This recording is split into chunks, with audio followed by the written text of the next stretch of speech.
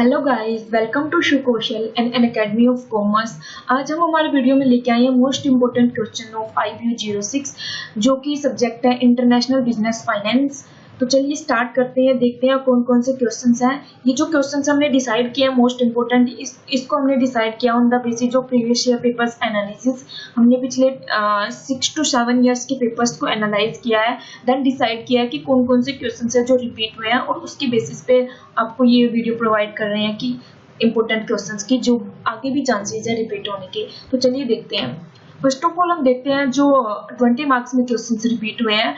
जो भी highlighted content है वो इंपॉर्टेंट टॉपिक्स हैं, ताकि आप आसानी से समझ सके कि कौन कौन से इंपॉर्टेंट टॉपिक्स हैं जो रिपीट होते हैं और आप उनको प्रिपेयर कर सके, क्योंकि क्वेश्चंस के जो फॉर्मेट है वो ईयर टू ईयर चेंज हो सकता है, बट टॉपिक्स जो है कुछ इंपॉर्टेंट वो रिपीट होते हैं ईयर टू ईयर।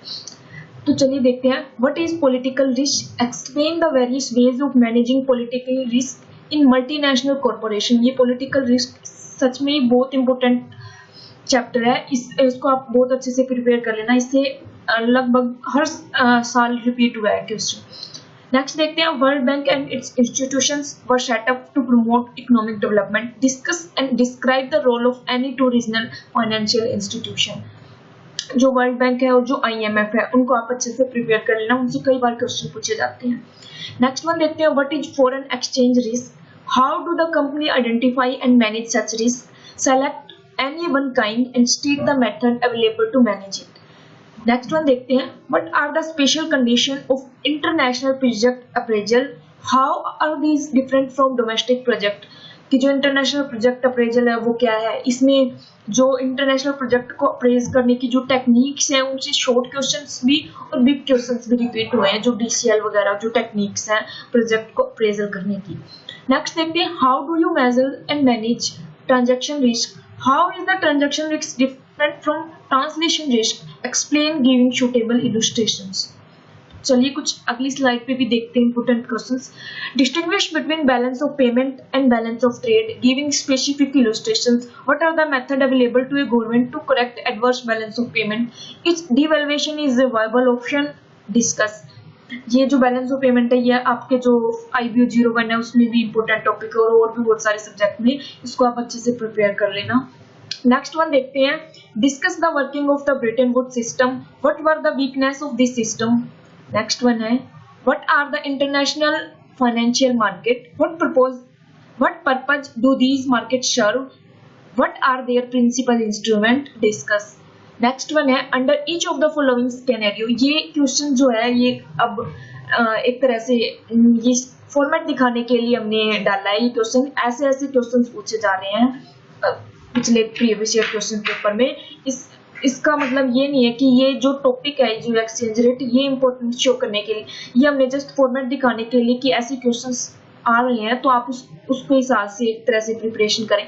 इसमें क्या होता है, पहले एक तरह से मतलब एग्जांपल दिया होता है और फिर इसके बेसिस पे शॉर्ट नोट्स पूछे होते हैं। जैसे आप इस क्वेश्चन को देखते हैं फिर आपको समझ आएगा।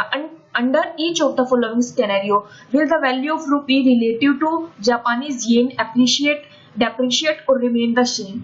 Assume that exchange rates are free to vary and other factors remain constant. अब इसमें ये पूछा हुआ है कि जो जापानी येन है उसके मतलब एक तरह से रिलेशन में जो रुपी है उसकी वैल्यू में क्या क्या चेंजेस आएंगे, वो एप्रिशिएट होगी, डेप्रिशिएट होगी या कांस्टेंट रहेगी।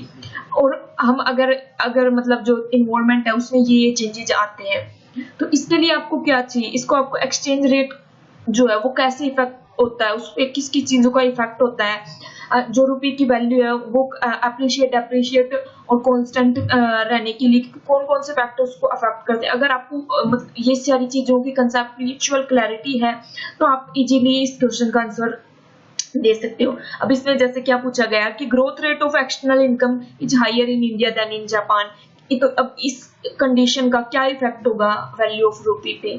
नेक्स्ट वन है। Inflation is higher in rupee than in Japan, prices in India are rising at the same rate, real interest rates are higher in India than in Japan। अब ये जो भी conditions दे रखे हैं इन पे आपको मतलब शॉर्ट नोट लिखना है कि इससे रुपये की वैल्यू पे क्या इफेक्ट होगा। ठीक है, तो आप अब जो भी चैप्टर या टॉपिक करें तो उसको एक तरह से अच्छे से कंसेप्चुअल क्लैरिटी के साथ करें ताकि ऐसे क्वेश्चंस आए तो उनको भी आप इजीली हैंडल कर सकें। ठीक है, अब कुछ शॉर्ट क्वेश्चंस देखते हैं जो रिपीट हुए हैं। फर्स्ट वन है letter of credit, special drawing right, spot and forward exchange rates, multilateral investment guarantee agency, transfer pricing, nostro and vostro account, capital asset pricing model, एक इम्पोर्टेंट क्वेश्चन है बहुत ही, CAPM model, forfaiting, exchange rate forecasting, international debt instrument, purchasing power parity, distinguish between foreign direct investment and foreign portfolio investment. इनमें direct भी question आ सकते हैं कि फॉरेन डायरेक्ट इन्वेस्टमेंट पे शॉर्ट नोट लिखो या पोर्टफोलियो इन्वेस्टमेंट पे शॉर्ट नोट लिखो, या इनमें डिफरेंस भी पूछा जा सकता है। ठीक है, तो ये थे हमारे क्वेश्चंस इंपॉर्टेंट ऑफ IBU 06।